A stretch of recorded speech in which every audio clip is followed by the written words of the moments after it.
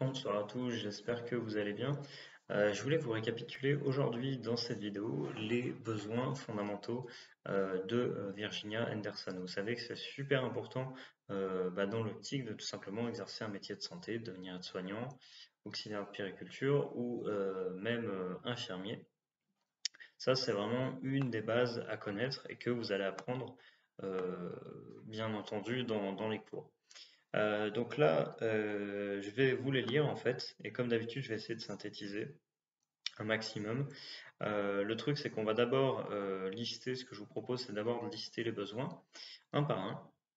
Donc on va y aller tout de suite. Alors avant de continuer, faut que je pense à le dire, n'oubliez pas de liker cette vidéo, de continuer à vous abonner à cette chaîne. On est de plus en plus nombreux, encore une fois, donc merci sincèrement pour me permettre voilà, de développer tout ça. Donc, on a tout d'abord le besoin de respirer, le besoin de boire et manger, éliminer, se mouvoir et maintenir une bonne posture, dormir et se reposer, se vêtir et se dévêtir, maintenir sa température propre, c'est mieux, protéger ses téguments, éviter les dangers, communiquer, pratiquer sa religion et agir selon ses croyances et valeurs, s'occuper en vue de se réaliser, besoin de se recréer, de se divertir, besoin d'apprendre.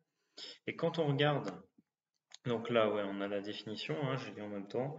Donc là, on vient de les dire. Donc, si on rentre dans les détails de certains besoins, besoin de respirer, donc qui est la nécessité pour chaque individu de disposer d'une oxygénation cellulaire satisfaisante. Donc, l'évaluation du besoin, si ce besoin est satisfait, donc il n'y a pas de gêne, donc sans gêne. Le besoin altéré, c'est ce qu'on appelle la dyspnée.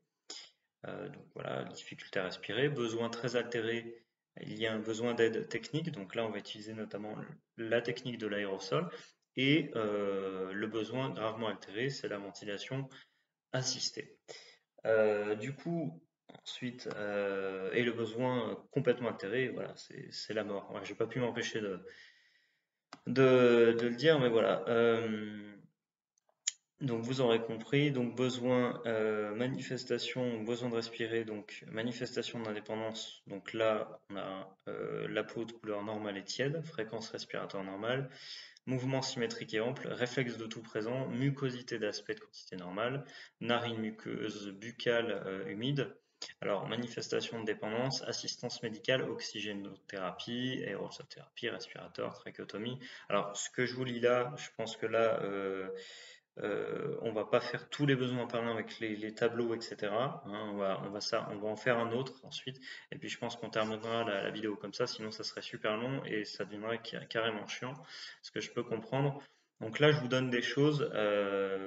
Je vous invite à, je vais mettre le lien sous la vidéo, mais je vous invite à, voilà, je vous invite vraiment à creuser par vous-même. Puis voilà, ne vous inquiétez pas, de toute façon, vous allez avoir les cours. Je propose 10 fiches de révision offertes pour préparer le concours AS/OAP en dessous de la vidéo. Et puis vous avez accès également à une formation pour préparer le concours avec notamment tous les modules aides-soignants, et je suis en train d'écrire tous les jours un petit peu les modules auxiliaires de puériculture. Donc là, ça avance petit à petit. Là, je suis encore au module 1. Donc voilà, tout ça c'est disponible sous la vidéo. Donc là, si je continue dans les manifestations de dépendance, donc pour le besoin de respirer, dyspnée, cyanose, marbrure, peau froide, sueur froide, douleur thoracique, tout encombrement bronchique, crachat important, rhinorrhée, source de difficulté, facteur favorisant physiologique, ne peut pas, psychologique ne veut pas, sociologique, l'environnement ne le permet pas, et cognitif ne sait pas. Donc là, on a les diagnostics, alors ce qu'on appelle diagnostic infirmier. Allez, je vais vous les lire, je vais vraiment aller au bout du truc. Mais vraiment, ne vous prenez pas la tête, vous allez avoir le temps d'apprendre tout ça, hein. C'est vraiment le but en fait de ces vidéos. Je sais que la plupart d'entre vous vont rentrer dans une école, voilà, de santé, que ce soit aide-soignant, auxiliaire ou même infirmier.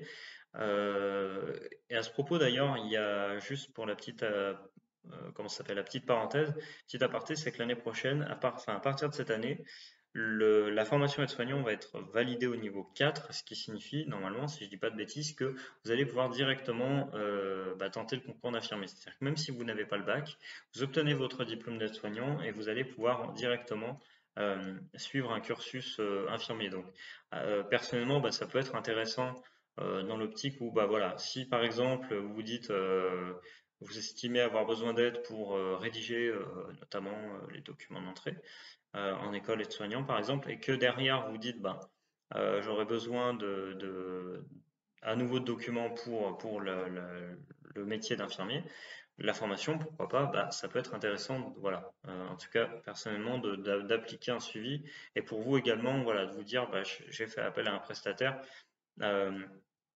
et une première fois, et voilà, si vous avez été satisfait de mes services, bah, potentiellement vous pourrez voilà, ensuite bah, vous diriger vers le métier d'infirmier, et pour cela, bah, voilà, du coup, vous aurez besoin de documents d'entrée optimisés.